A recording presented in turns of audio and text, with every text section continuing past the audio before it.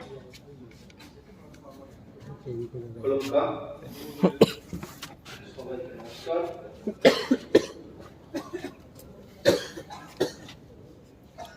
গত 5 জানুয়ারি রাজ্যপালের মাননীয় মহামহিম রাজ্যপালের ভাষণে ভিত্তি করে আমরা যে ভাষণ দেওয়া, আমি ওনার ভাষণকে ক্রিটিসাইজ করবো না এবং সমর্থনও করবো না, কিন্তু আমার পয়েন্ট যেটা আছে ওইটা নিয়ে আমি সিধা দেব। আজকে এখানে দেখলাম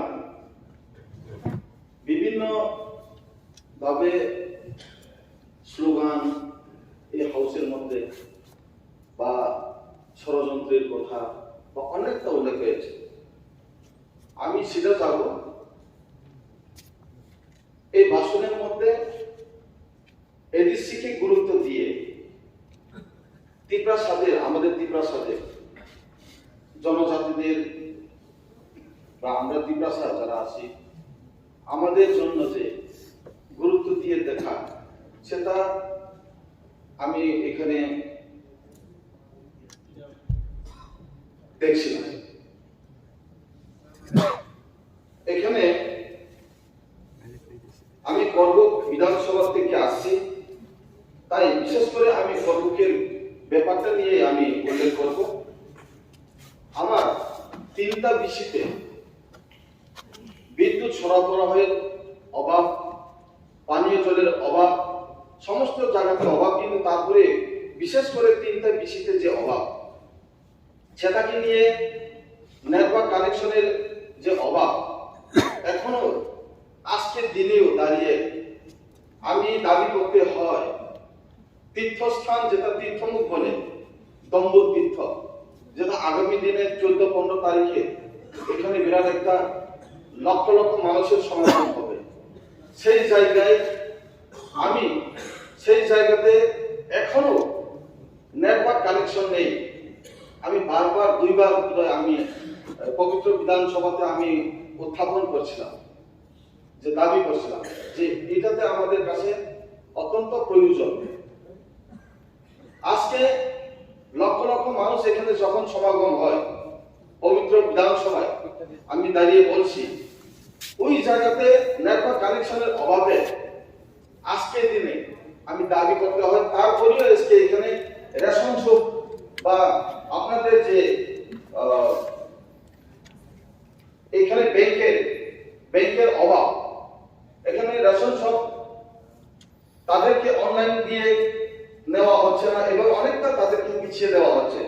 তো আমি বলবো, আমি দাবি করব আগামী দিনেও যাতে মাননীয় মন্ত্রী মহোদয়ের কাছে আমি সেই দাবি রাখবো, যাতে করে মুগছড়ি এবং নিউ গুমতি 2টা বিসিতে আগামী দিনে আবার যে আমি দাবি করব যে নেটওয়ার্ক কানেকশনের জন্য অতি সত্বর নেটওয়ার্ক কানেকশন দিয়ে তাদেরকে উপকার করা হয়।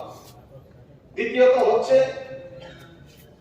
মাগরুম বিসি, যেটা আজকের দিনে দাঁড়িয়ে আমি বলছি নাসপাট বর্ডারিং এরিয়া বাংলাদেশের মাগরুম বিসি যেটা আছে আমার এখানে, সেই মাগরুম বিসিতে ওএনজিসি দ্বারাই আজকে সাকসেসফুলি ওএনজিসি গ্যাস পাচ্ছে। এখানে খনিজ সম্পদ, আজকে এখানে আমি আপনাদেরকে অনুরোধ করব ওই জায়গাতে খনিজ সম্পদ আমাদের যে জায়গাতে সারা রাজ্যে উপকার হবে, সারা ভারতবর্ষে উপকার হবে, কিন্তু মাগরুম বাসী যারা আছে তাদের কিছু উপকার হচ্ছে না। এখনো তাদের বিদ্যুতের অভাবে রাত্রে বেলা অন্ধকারে রাত কাটাতে হয়। আমি আপনাদেরকে অনুরোধ রাখবো সেটা যেন আপনাদের, আমি মাননীয় মন্ত্রী মহোদয় যারা আছেন, বর্তমান সরকার যারা আছেন, আপনাদেরকে আমি অনুরোধ রাখবো সেটা যেন অতি সত্বর তাদেরকে বিদ্যুৎ সরবরাহ করার মাধ্যমে তাদেরকে উপকার উপকার যেন করা হয়। আর আছে আমাদের এখানে বগাচলের বেশি, রাস্তাঘাটের অভাব, পানীয় জলের অভাব।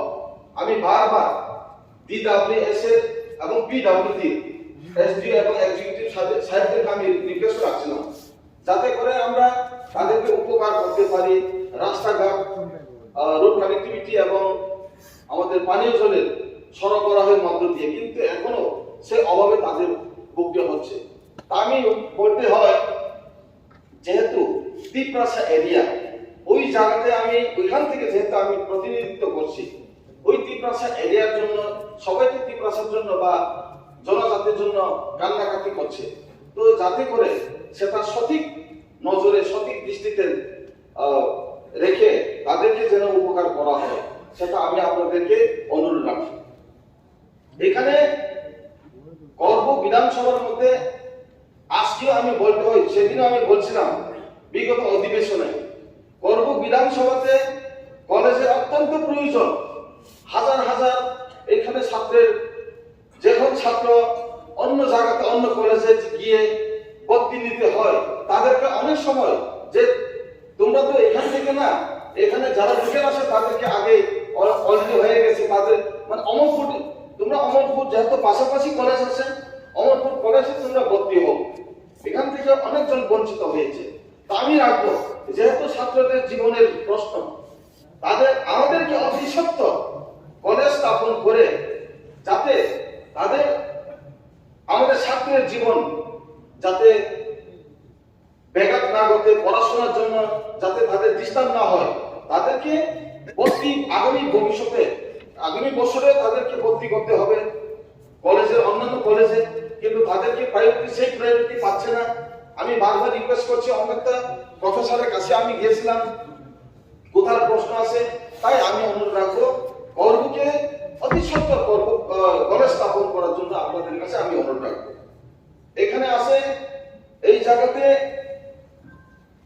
যে রাস্তাঘাট তো আমি অনেকটা জায়গাতে খুব, আমাদের এখানে কোন রুট কানেক্টিভিটির অভাব এখনো হচ্ছে না, কোন জায়গাতে টোটালি হচ্ছে না।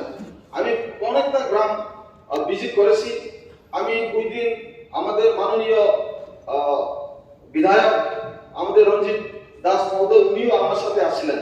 আমি ওনাকে বলছিলাম, দেখুন আমাদের কি অবস্থা, তীর্থমুখে যখন ওনার সাথে আমি জয়েন্ট ভিজিট করছিলাম, ব্যাপারটা এখনো ভাঙ্গা ব্রিজ, এখনো রাস্তাঘাটের অবস্থা বেহাল দশা।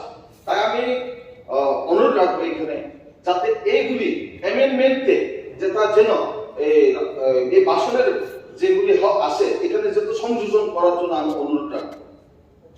তারপরে আছে আমাদের এখানে এখন আমি দাবি করেছিলাম PWD এবং RD ডিভিশন, যেহেতু করবকে দুইটা সাব ডিভিশন আছে, PWD যতনবাড়ি সাব ডিভিশন এবং করবুক সাব ডিভিশন, আরেকটা সাব ডিভিশন ছিলাশুড়িতে এক্সটেনশন করার পর করবুকে একটা PWD ডিভিশন যাতে করা হয়, সেটা আমি সংযোজন যেন করা হয় বাসুরের মধ্যে, আমি সেটাও অনুরোধ রাখবো। মাননীয় মন্ত্রী, ভারপ্রাপ্ত মন্ত্রী মহোদয়ের কাছে আমি অনুরোধ রাখবো, আমার করবুক যেহেতু রিমোটেস্ট এরিয়া, ত্রিপুরা রাজ্যের মধ্যে একদম বর্ডারিং এরিয়া, তো এখানে আমরা জনজাতিরা যারা আছে এবং পাহাড়ি বাঙালি সবাই আছে, এখানে সব অংশের লোক আছে, তারা যেন উপকার হয়। এখানে এক অংশের কথা আমি বলছি না, যারা ওইখানকার বাসিন্দা যারা আছে সবাই যেন উপকার হয়। এই যে আলোর মধ্যেও যেটা অন্ধকার আছে, সেগুলি আমরা একটু ভেন্টিলেট করার যেটা দরকার আমরা সেটা করছি। আমি দেখছি, আমি কারোর সাথে এখন আমি যেহেতু প্রতিনিধিত্ব করছি জনপ্রতিনিধি হিসাবে, সেটা স্বাভাবিক, জনগণের যেটা যে জায়গাতে অভাব অনটন হচ্ছে সেটাই আমি ভেন্টিলেট করার আমার দরকার। এখানে আমি কারোর জন্য সুরসুরি করতে যাব না, এখানে যে যাই বলেন, কিন্তু আমার প্রশ্ন হচ্ছে যাতে আগামী দিনে বিশেষ করে করবুনা শুধু এডিসি এলাকাতে একদম ভিজিট করে ট্রেজারি বেঞ্চ এবং বিউটি বেঞ্চ উভয় পক্ষ নিয়ে জয়েন্টলি ভিজিট যদি করা হয়, তাহলে আমি মনে করি এই সুশাসন আরো সুদৃঢ় হবে। সুশাসন সবাই চাই, কিন্তু এই সুশাসনের মধ্যেও যে অনেকটা জায়গাতে অন্ধকার অলঙ্কার আছে সেটা ভেন্টিলেট করতে আমরা যেন আপনাদের কাছে যে ভেন্টিলেট যেটা আমরা জানিয়ে দিই সেটা যেন আপনারা ভালো দৃষ্টিতে দেখে সেটাকে আপনারা সাপোর্ট করে আমাদের জনজাতি বা তিপ্রাসা এরিয়াতে যে জায়গাতে অনুন্নত আছে ওই জায়গাতে যেন আপনারা গিয়ে একটু আমরা যে জায়গাতে রিপোর্ট দিচ্ছি সংযোগ করলে পরে আমি মনে করি এই সরকার আরো সুশাসন করতে পারবেন বলে আমি আমার ভাষণ এখানে সংক্ষিপ্তভাবে আমি শেষ করছি। ধন্যবাদ।